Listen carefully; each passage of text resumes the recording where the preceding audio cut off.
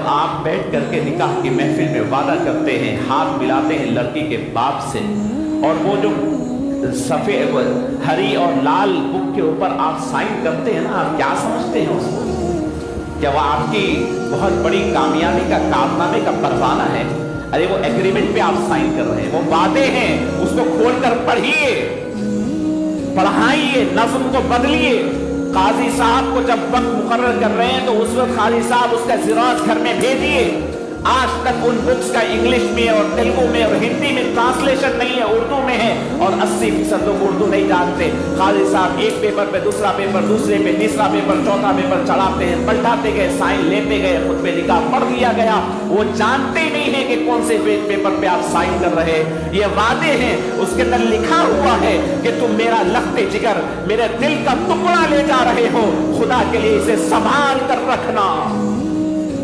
اور لے جانے کے بعد اس دل کے ٹکڑے کو تم کیسے ٹھوکر پر ڈال کر کے، کبھی وہاں سے شوہر ٹھوکر مارتا ہے، وہاں سے ننن مارتی ہے، وہاں سے ساس مارتی ہے، وہاں سے دیور مارتی ہے۔ ارے کسی کے دل کا ٹکڑا تم نکال کر کے لائے ہیں، وہ خدا اور رسول کا حکم مان کر کے نکال کر کے تیرے سامنے رکھ دیا تھا۔ اس وقت جب تیرا ہاتھ پکڑ کر لڑکی کا باپ تو اس کی صورت کو دیکھنا تھا کہ اس کے آنکھوں میں آنسو تھے، دل بے چین تھا کہ میری بیٹی کا کیا حال ہوگا، تو لے جا کر کے بے کسی کے ساتھ، اس بچی کے ساتھ کیا کچھ تم نے کیا ہے۔ یہ وعدہ خلافی ہے، یہ وعدہ خلافی یہاں بھی رسوا کرے گی اور خدا کی بارگاہ میں بھی ذلیل کرے گی۔ مسلمانوں کے گھر کے اندر بچیاں تڑپ رہی ہیں، بلک رہی ہیں، رو رہی ہے، سسک رہی ہے۔ ہم کب تک ان بچیوں کو اسلام کی دہائی دے کر کے ظلم برداشت کرنے پر آمادہ کریں گے؟ میرے دل کی بات کہتا ہوں، میرے پاس سیکنڈ اوپینین لیگل سیل ہے، یہاں پر بچیاں آتے ہیں، جان دے ماں برداشت کر لے، جان دے ماں زندگی کا معاملہ ہے، دوسری شادی نہیں ہونے والی ہے، گھر جائے گی تو باپ کو نقصان ہوگا، باپ پریشان ہوگا، اتنے لاکھوں کا خرچ میں ہے۔ ارے کب تک تمہاری عورتوں کو، بیویوں کو ہم سنبھالیں گے بتائیے؟ شادی کرنے کے بارے میں اس لیے بھی میں نے کہا ہے کہ نکاح سنت ہی نہیں، نکاح حرام بھی ہوتا ہے۔ اگر تمہاری ماں اپنی بہو کو سنبھالنے کی لائق نہیں ہے، تمہاری بہن اگر اپنی بھاوج کے ساتھ اخلاق سے رکھنے کا معیار نہیں ہے، تو پھر تم شادی کرنے کی ضرورت نہیں جب تک کہ تم علیحدہ نہ ہو جاتے ہو۔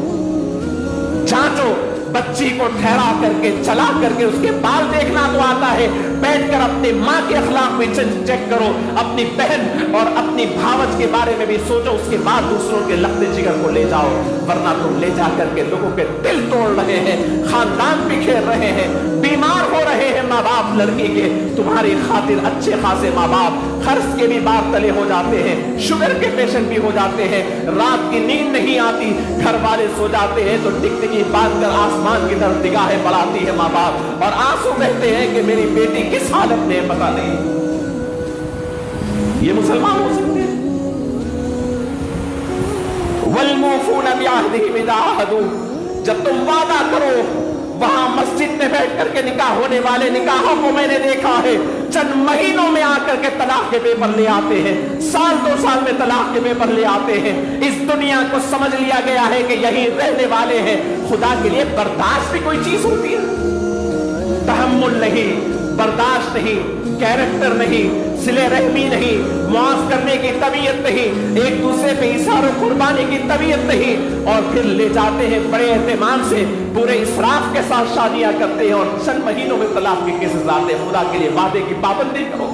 خدا سے تم نے وعدہ کیا ہے، دوسرے کی بیٹی کو لے جا رہے ہو، جہیز تو بہت دور کی بات ہے، وہ اپنا سینہ چیر کر کے اپنا لخت جگر تجھے دیا ہے، اس سے بڑا احسان تیرا کبھی نہیں۔ وَالْمُوفُونَ بِعَهْدِهِمْ إِذَا عَاهَدُوا، جب کسی سے وعدہ کرو تو اسے پورا کرو۔